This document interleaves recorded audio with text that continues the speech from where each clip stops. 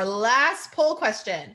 Have you heard of what is called a cybersecurity attack tree? Yes, no, or maybe.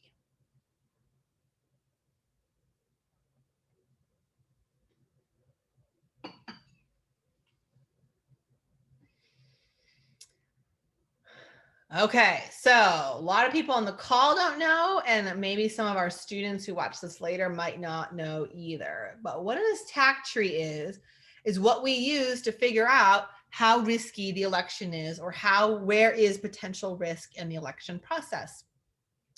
So 2 researchers by the last names of Du and Zhu created this attack tree. And this is an example of an attack tree they made in 2013, but attack trees have actually been used a lot earlier before Du and Zhu. And they're also sometimes called fault trees in computer science. But what we look at in an attack tree are all the different ways things can go wrong. So the picture might look fun, the picture might look scary, but essentially it's all different things that can go wrong. So every circle on an attack tree is something that can go wrong. And then they roll up into what we call scenarios, which are the boxes. And the circles are what we call lowest level items. They are single actions that you need to take in order to attack a system. And the goal would be an attack. So any way you can get from one of the circles at the bottom all the way to the goal, then you've successfully attacked the system. So you have to go through the paths here. So this is what we did. We figured out what are all of the ways you can attack a mail-based voting system. And we started building this picture for mail-based voting. Now, I said the circles were the actual attacks. We have something called an and node or an or node. So if something is flat on here, it's called and, which means multiple things need to happen. So if, for example, if I'm attacking mailboxes, I need, for like 8 and 9, I need to attack mailboxes and drop boxes. For me to be successful in attacking through the mail like that, I have to go to all the USPS mailboxes and I have to go to all the Maryland drop boxes. Both things have to happen in order for me to attack. At an or node, only one thing needs to happen in order for me to attack. So, it's not like 2 things happening, 2 or more things happening together. Only a single action could happen and the attack would be successful. So we draw that on the tree so everybody knows what's happening and they can understand the paths that are potentially needed to be taken. So we took this idea, and the Elections Assistance Commission, which helps states vote, and helps states put their elections together and design them and execute them, came up with all of these ways that mail-based voting can be attacked. And they also did this in consultation with NIST. And this was done in 2009. So they came up with all of these lists. There's 4 basically ways you can attack mail. So the insider, like we talked about before, some human does something wrong.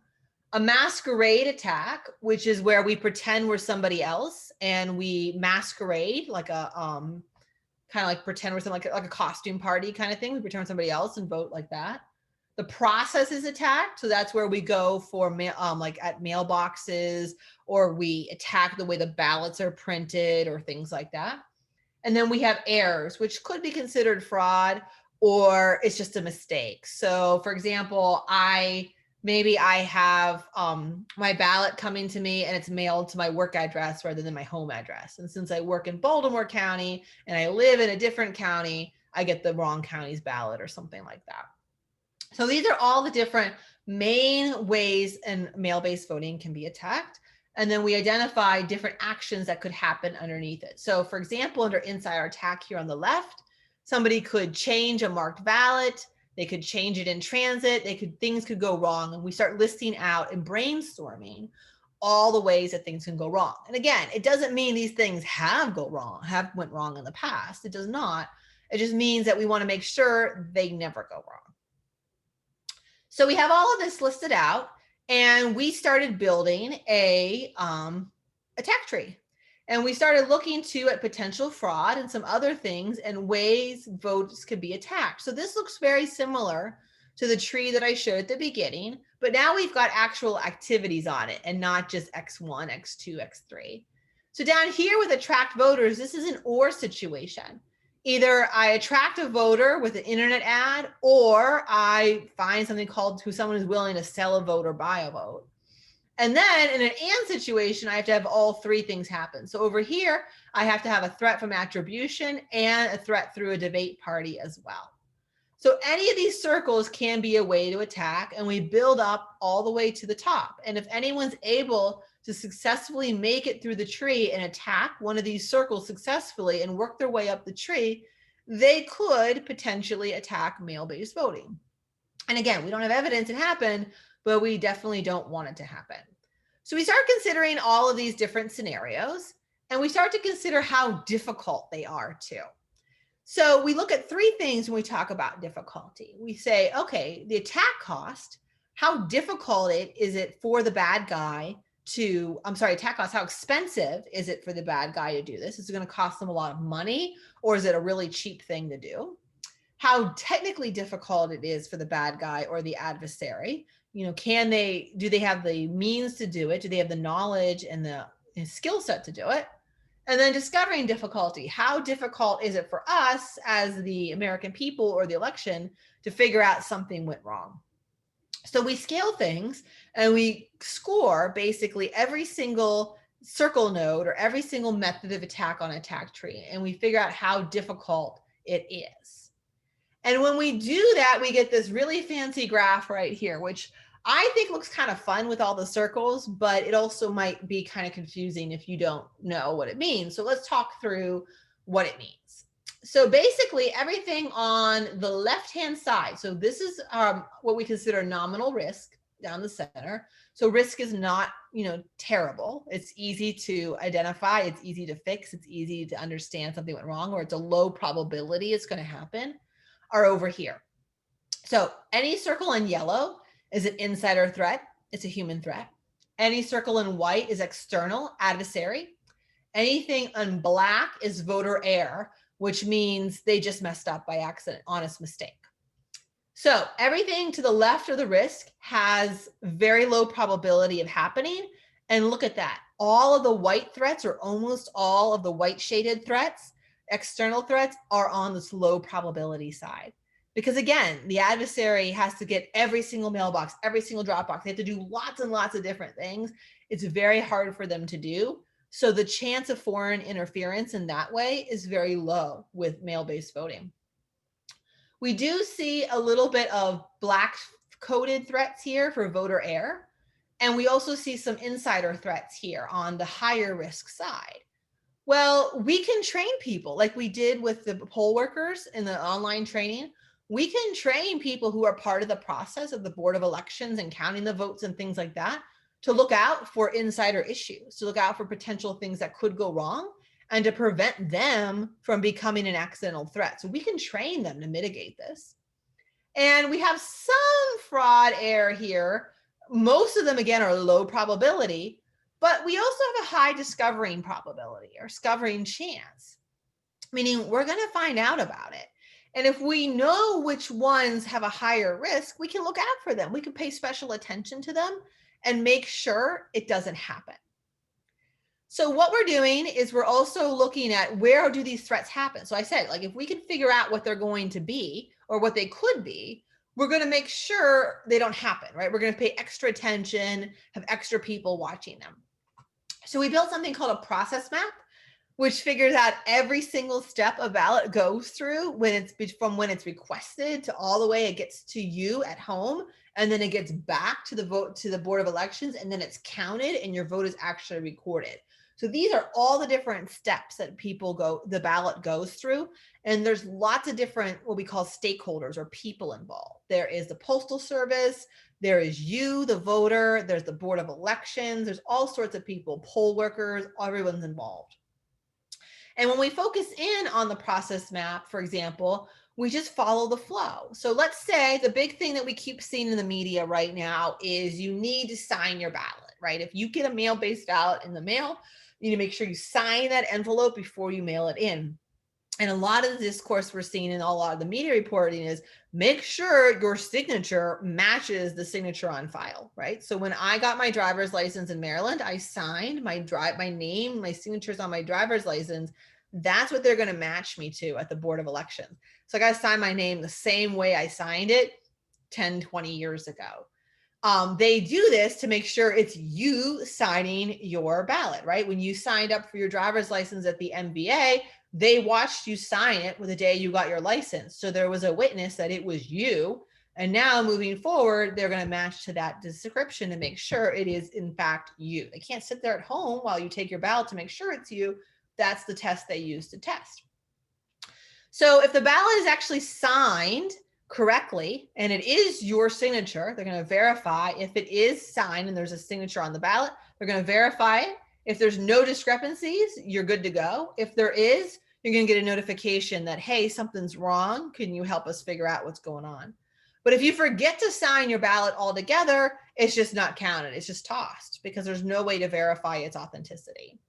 So these are this is just a zoom in on a little part of the process map, but these are all the things we consider. What are all the steps that we could go through while we're counting ballots?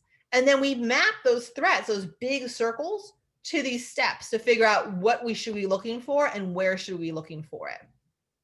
So some of the stuff that we're looking for in terms of mail-based ballot, especially in terms of the pandemic, highest probabilities, we want to make sure the voter rolls are up to date, meaning everyone who is eligible to vote and who has registered to vote is actually listed.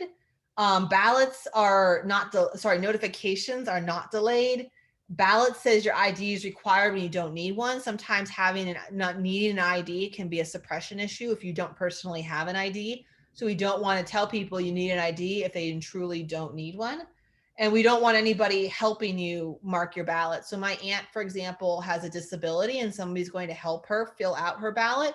She's going to have something called an affidavit to make sure it's really her. But that person is trusted that that person is going to mark her ballot the way she instructs them to mark it and to tell them this is who I'm voting for.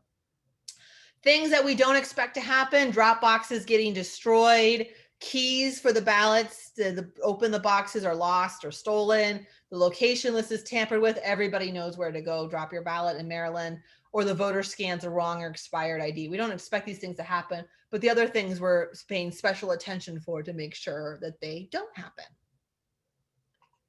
So in summary, we need lots of ways for people to vote. So in a pandemic, this is terrible, right? We don't want people to not vote because of the security or safety questions due to the pandemic. So the mail-based voting allows more people to vote safely and conveniently. We also want to make sure we have in-person avenues, especially in states like Maryland, so people can vote in person if they want.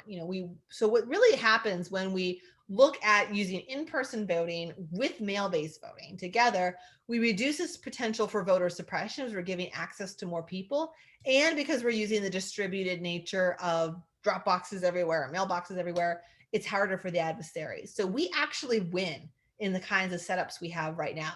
More people are getting to the polls, and it is evident. Voter turnout as of today, which is the Wednesday before the election when we're taping this, is at 51% of everybody who voted in 2016. And we are still almost just a little under a week out.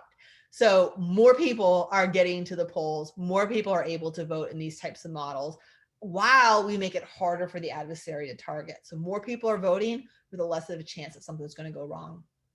The analytics that we're using can help us to assess what is risky and where is that risk. And then we can use resources to mitigate that. We can watch out for things and make sure that they don't happen. We've been training poll workers as they are key insiders, so we don't want them to accidentally become a threat.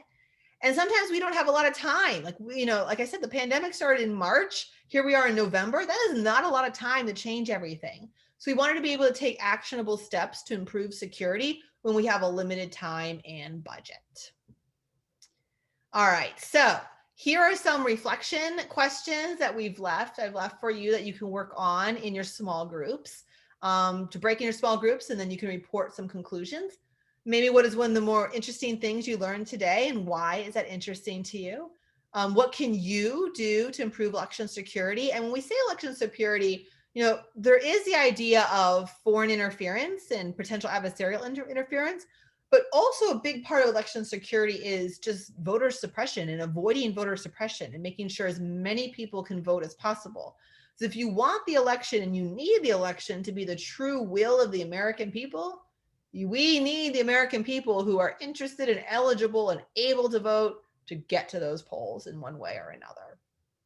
Okay. Those are my reflection questions. If you want to know more information, my website has on the projects page, there's 3 academic papers that you might want to read, and they talk about potential threats in Maryland. They talk about the influence diagrams, and you can learn more about some of the math that we did and how we came up with these solutions.